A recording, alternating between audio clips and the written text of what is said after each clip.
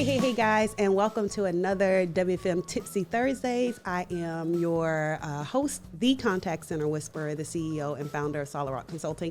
And this week, we are talking about WFM and its impact on the employee experience. And we have none other than Sean Illery. We're going to hop right in because I want to be respectful of your time. In your own words, tell us, how do you feel workforce management has an impact on employee experience and customer experience? So the way I've always looked at it, because to your point, I remember I was the director of workforce management at Alorica for DirecTV and AT&T. So we had 3,000 to 6,000 agents across all of our multiple geos, multiple continents. And I got to a place where when I would travel to a site, I would take the time to sit down and educate the operations managers there. Because sometimes you have that East Coast, West Coast rivalry, right? Where it's like workforce ops are working against each other. And I started showing them a scale. And I said, this is the purpose of workforce management. Workforce is meant to balance customer experience and employee experience. It's a balancing act. And the problem is that if you think about the employee experience metrics, it's like, okay, if they have high availability, they're super happy. They don't have to worry about calls coming in. They can sit down, relax, talk. But at the same time, if we have a lot of calls in queue, we have low service levels, the employee experience dips. And now they're frustrated and they're tired, they're burnt out, but also your customers are angry. So you want to find that balance where your agents aren't sitting too available because that's not profitable, but your customers aren't waiting. And once you find that perfect balance, that's when you have synergy. So really, your workforce management team controls that employee morale by a long shot, because it all starts in the planning.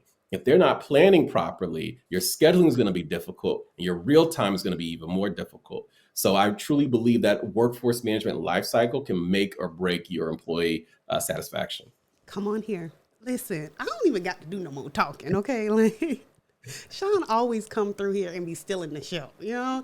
All right, so my next question then, on the heels of that, I love that because I'm always preaching that, which is one of the reasons we created, we have a course, it's our WFM Building Bridges course or workshop, right? It's designed really to bridge the gap between operations and workforce management, like really go in and talk about how do you balance customer experience, employee experience. How do you get great customer experience without sacrificing employee experience? Because without, you already know what I'm about to say, right? But without a EX strategy, your CX strategy is trash. It's trash. Okay. What is one of the myths that you've seen when it comes to EX? Yeah, when it comes to EX, a lot of leaders, we wrongfully believe that we're responsible for employee happiness. And that's a Now scam. that's good. No, why is it a scam to believe that I'm responsible as an EX leader or a CX leader for employee experience or not employee experience, but employees' happiness? Tell me, you got to step down on that. You can't just lead the people there. Absolutely. I mean, it's the same thing like raising a child. When you're raising a child, they're going to have days where they don't want to eat their vegetables. But you're like, you need to eat your greens to get big and strong. And they're not happy, but it's the right thing for them. And they can also have days where, as an employee, I could love my job. I could come to work and be like, this is the job I want. But today I'm not happy. I don't want to get out of bed today. So when you're chasing emotion, it's almost like you're the CEO of a company and Yes. you're chasing your share price, because your share price is going to dip with market. It's going to go up and down. But the key thing is, are you making sure we're focusing on the inputs that you can control, and then the output will be more positive. So it's not about them being happy all the time. It's about you doing what's right from employee satisfaction standpoint. And then over time, it may dip, but it's going to go up and to the right like a stock. So, I recently wrote a book called You Don't Owe Happiness. And it's Come really on here. You don't owe happiness. I no, love that. yeah. And it ties back to, we don't owe happiness to our employees. We owe for them to feel valued and valuable. I love that because emotion is fleeting. Give me a tip, right? If I had to ask you, okay, so if I'm not as a leader focusing on my employees' happiness and I'm trying to focus on making sure that they feel valued and they have the right direction, the right inputs, give me a tip or strategy that I could do that could focus on the right inputs. Yeah, so we know we have our employee satisfaction surveys. And the good thing about them is that you get them, they're very comprehensive. I like to hone in on 6 key pillars within that, because a lot of times the employee satisfaction surveys can touch on so many things that are company initiatives versus your initiatives. Mm. So I say, okay, there's 6 key pillars. Number one, when I give you employee feedback, you're actually actioning upon it and doing something about it. So I'm hearing back from you. I'm seeing my feedback go into this box. You come back and give me a response and you actually put it into action. Number two, rewards and recognition.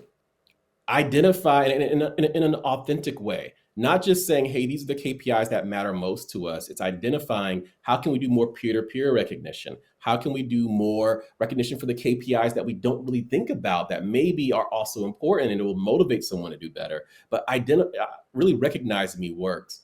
And then number three, if you're not comping me well and I don't see growth and development, no matter what, I don't really feel valued. So you have to really make sure you're taking care of me.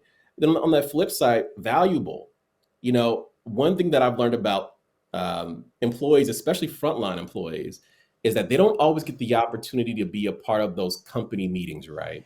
Where they get to see what's going on. So as leaders, what can you do to bridge that gap? Even if your team can't be there, how can you make bite-sized information and always have it in front of them? Number two, which we're not very good at, we need to be sponsors to our employees. We talk about mentorship, but there's sponsorship. Sponsorship is when you're talking about them positively in different rooms. Yes. Are you tracking how your team is performing and then promoting that across the company? And it's just about making sure that their wins don't go unnoticed, because as a leader, it's your responsibility, not your leader's responsibility, to tell your team's story. And last but not least, and to be honest, it probably trumps everything. As leaders, which is why we need workforce management, you need to be fiscally responsible. If there's no job security because you're not making the right decisions as a leader and you're overspending and over budget, no one wants to be there. I don't care. You can pay me well. You can recognize me. You can give me awards. You can sponsor me.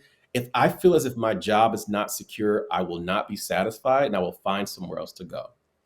I think one of my favorites are, and I'm a WFM girl, so I know you probably expect me to be the be fiscally responsible, because that's why we need WFM. But my real favorite one probably is that sponsorship. Yeah. Because Zig Ziglar is probably one of my favorites. And he talks about building people, and people will build the business.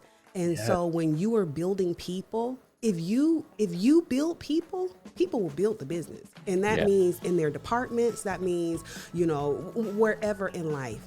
Listen, thank you so much for hanging out with us. Listen, I don't have no words, okay? I already gave y'all the benediction, okay? And so until next time, go be great and make impact. I'll see you back here next Thursday for another WFM Tipsy Thursday. See y'all soon. Bye.